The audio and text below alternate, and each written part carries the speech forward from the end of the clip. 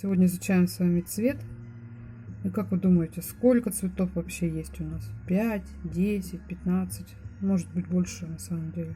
Цветов и оттенков гораздо больше, чем может различить человеческий глаз. Какие самые основные цвета? Желтый, красный, синий. Основные цвета можно как начальник подчиненный, да? Но есть такая, это скорее родственные цвета. Вы посмотрите, какие родственные цвета. Это, например, если красный с желтым смешать, получается оранжевый. А если желтый с синим, получается зеленый.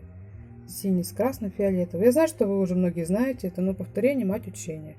Поэтому давайте все-таки, раз мы изучаем тему цвет, мы все-таки будем знать это. Вот. Посмотрите, как можно писать. Вот мы сейчас смотрим полный цветовой круг. Иллюстрации.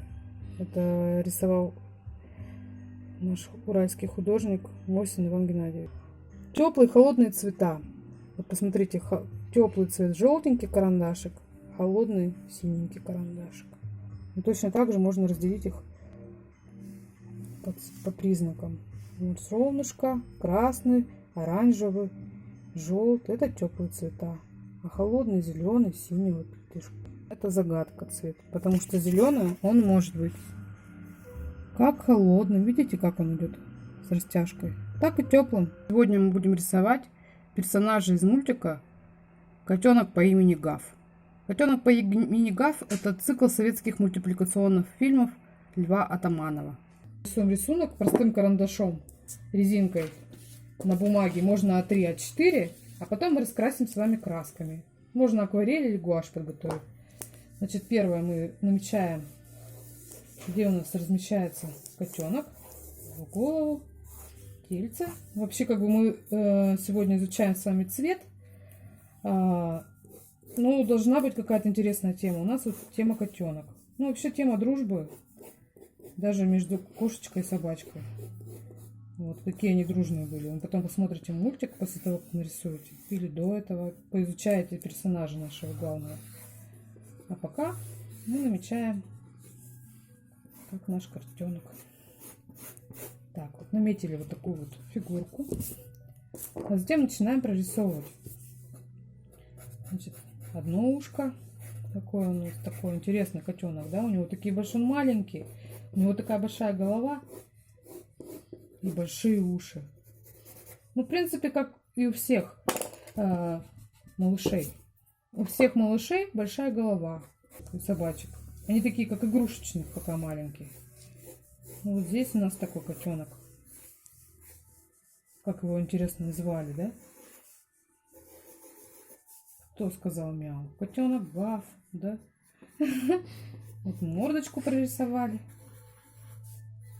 Глазки. Вот такой язычок. Усики. Так, теперь мы нарисуем лапки с вами. Наметим лапки. У него тоже такие, как игрушечные. Вот тут такие. Так вот. Нарисовали. Ну и нарисуем ему тоже колбаску. Вот у него такая колбаска рядом.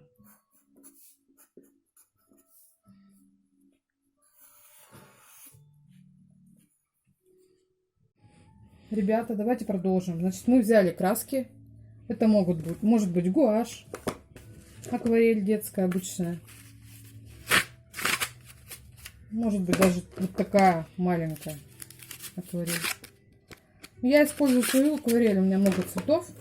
Мне она очень нравится, ленинградская. Кстати, если будет возможность, купите. Обязательно палитра, баночка с водой.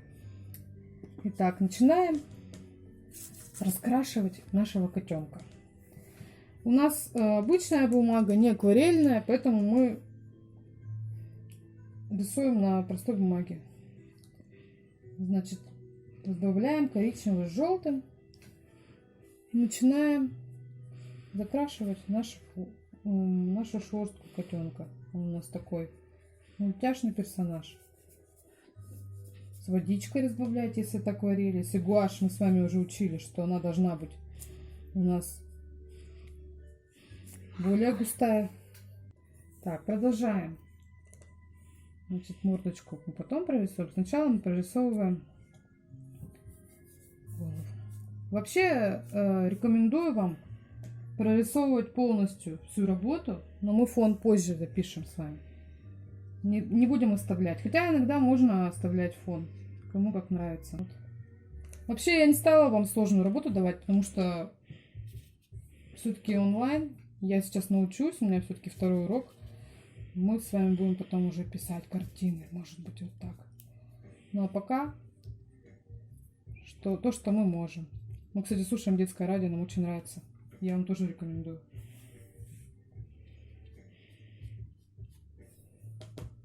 Так, написали мы хвостик. Хотя на детском радио тоже играет взрослая музыка достаточно часто. Ну, наверное, она уже не такая взрослая. Вот лапки мы делаем темнее. Потом можем детали проработать с вами. Так, значит, сама мордочка у нас более темная, чем сам котенок. Таким вот образом. Свою мордочку, не трогая глазки.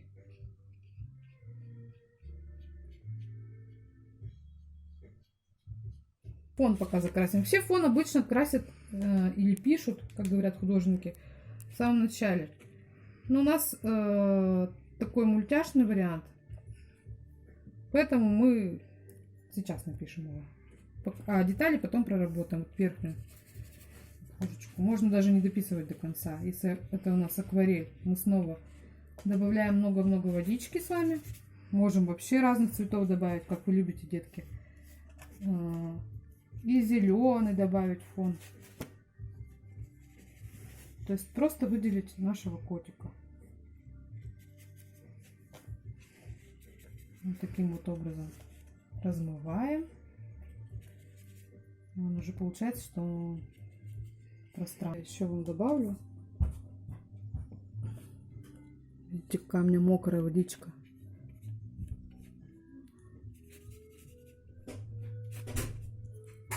Вот я размыла края вот так немножко. Он как бы у нас такой в объеме. У нас появился дальний план. Но мы его не будем прорисовывать пока. Если вы захотите, вы, конечно, там нарисуете рядом и собачку, и черного кота, и больше сосисок, чем здесь есть. Ну, пока вот так вот. Немножко подождем, подсохнет. И продолжим. Так, ребята, сейчас мы с вами напишем наш пол. Еще он более светлый должен быть. На него же падает солнце, если это на улице происходит или где-то. То есть мы просто размоем его вот таким вот образом. Побольше водички, если это у вас акварель. Я думаю, вот все, наверное, будут использовать акварель. Просто к краю больше воды. И все. То есть здесь даже минимум затрат для родителей. Написание акварели. Вот. Так, мы с вами написали фон. Видите, мы уже раскрыли работу полностью. Так, и теперь можно уже прописывать нашего котика. Ушки у нас розовые в серединке. Так. Ну, совсем немножко. То есть мы должны смакнуть. Можно салфеточкой использовать, можно просто ручкой. Вот. Таким образом. Можно сосиску написать уже. Пусть она будет такая яркая, да?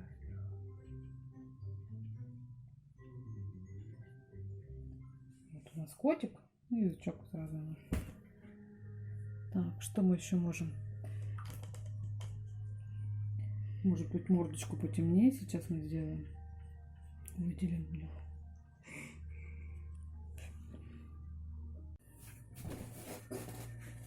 Вот так вот.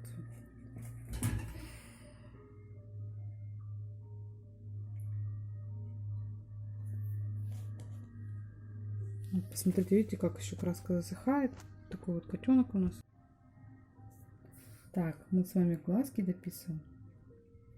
Можете более яркие цвета использовать. Я вот использовала нежные. Такие слегка. Даже вот промокнула. Потом вот черненькие напишем уже глазки сами. Так, можем. Вообще черный цвет я не люблю использовать. Мой учитель всегда говорил, что черный это не цвет. Вот. Беру коричневый, замешиваю с каким-нибудь синим.